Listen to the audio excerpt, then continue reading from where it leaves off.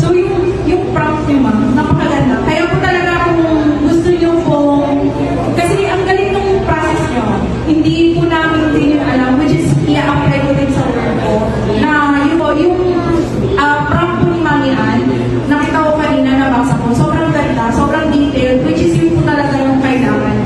Thank you sa lahat ng knowledge na yun, Mami Ann. On our end, work po namin yun, nag-Facebook ads kami, nag-SEO kami, nag-Google business profile, nag-website ako.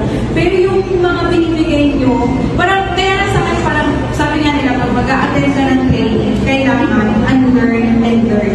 So talagang yung binigay ninyo, ay hindi ko alam yun.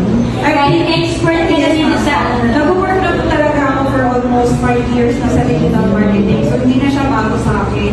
Ang AI hindi na rin bago. So yung prompt nyo ma'am,